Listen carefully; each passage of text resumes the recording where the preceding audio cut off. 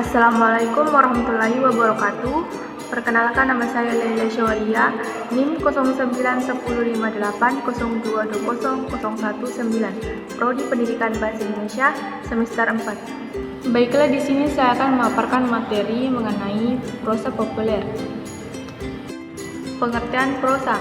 Prosa adalah hasil karya sastra yang bersifat paparan atau berbentuk cerita. Prosa juga sering disebut karangan bebas karena tidak mengandung rima dan ritme seperti halnya puisi. Adapun jenis-jenis prosa yaitu 1. Prosa eksposisi. Prosa jenis eksposisi merupakan suatu ide sehingga pembaca bisa mendapatkan pengetahuan, tetapi tidak bertujuan agar pembaca mengikuti atau menyetujui paparan tersebut. 2. Prosa deskripsi. Prosa deskripsi tergolong jenis yang menggambarkan suatu objek sehingga pembaca seolah-olah melihat sendiri objek tersebut. 3. Prosa argumentasi. Prosa jenis ini merupakan karangan yang berisi ide atau gagasan dari penulis dan disajikan lengkap dengan berbagai data pendukung yang bertujuan untuk mengetahui pembaca, sehingga pembaca dapat menyatakan persetujuannya terhadap isi prosa tersebut. 4. Prosa persuasi. Prosa persuasi merupakan karangan yang disampaikan dengan cara-cara tertentu. Tujuan dari prosa persuasi biasanya mengajak pembaca sehingga pembaca bersedia melakukan hal-hal yang dianjurkan oleh penulis. 5. Prosa narasi. Prosa ini bersifat fiksi. Secara sederhana, prosa narasi kemudian dikenal sebagai cerita. Di dalam narasi terdapat peristiwa dan kejadian dalam suatu urutan kurun waktu. Kejadian yang diceritakan di dalam narasi tersebut juga terdapat tokoh yang memiliki konflik. Adapun unsur-unsur prosa yaitu unsur intristik. 1. Tema. Tema merupakan masalah pokok yang digunakan dalam cerita penulis. 2. Amanat, yaitu pesan penulis melalui cerita-cerita yang ditulis. 3. Alur atau plot, di mana urutan atau kronologi peristiwa yang digambarkan oleh penulis dalam sebuah cerita, di mana jalur itu terkait dengan alur cerita lainnya. 4. Tokoh, yaitu pelaku yang terdapat di dalamnya adanya cerita dan mengambil bagian dalam setiap insiden atau cerita. 5. Penokohan, yaitu pelukisan watak atau karakter dari para tokoh dalam sebuah cerita. 6. Latar adalah lingkungan atau tempat, waktu, dan suasana terjadinya suatu proses dalam sebuah cerita. 7. Sudut pandang, yaitu status atau posisi penulis dalam cerita. Dan yang terakhir adalah 8, yaitu gaya bahasa, yaitu cara penulis mengekspresikan maksud dan tujuan dalam hal kata, kelompok kata, atau kalimat. Selanjutnya adalah unsur ekstrinsik.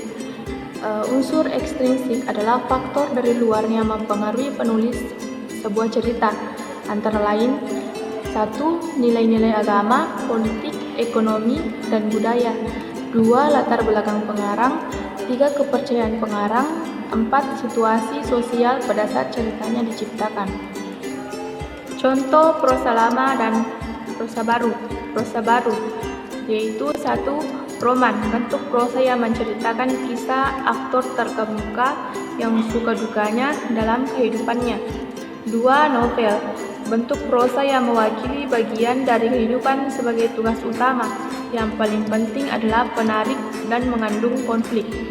3. Cerita pendek atau cerpen adalah sebuah bentuk prosa yang menceritakan sebagian kecil dari kehidupan karakter.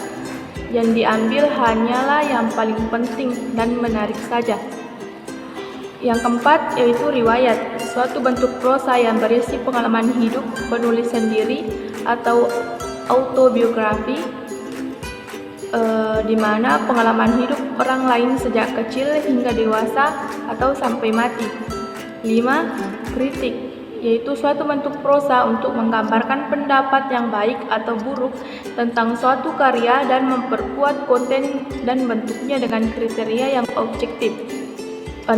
Resensi, merupakan sejenis prosa tentang percakapan atau komentar pada karya sastra. Dan yang terakhir 7. Esai, di mana berbentuk prosa yang didasarkan pada pandangan pribadi penulis sebagai komentar atau diskusi singkat tentang masalah tersebut. Selanjutnya adalah prosa lama, yaitu hikayat adalah prosa yang menceritakan peristiwa yang tidak masuk akal dan menggambarkan kehidupan raja, ratu, pangeran, putri, dewa, dan dewi yang memiliki kekurangan magis yang luar biasa. Selanjutnya adalah sejarah, yaitu prosa yang menceritakan tentang suatu peristiwa atau peristiwa yang nyata dan telah terjadi pada zaman kuno. Selanjutnya adalah kisah, yaitu sebuah cerita yang menggambarkan perjalanan atau pelayaran seseorang dari satu tempat ke tempat yang lain. Dan yang terakhir yaitu dongeng, adalah prosa yang menggambarkan kisah fiksi atau hal yang tidak nyata. Ciri-ciri prosa lama dan prosa baru. Yang pertama itu ciri prosa lama, yaitu 1. Statis.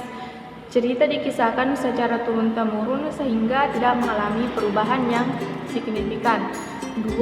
Sedikit diferensiasi atau bervarian, di mana legenda bisa jadi masih yang itu saja, hanya mengalami sedikit perubahan di suatu daerah hingga berpusat di istana.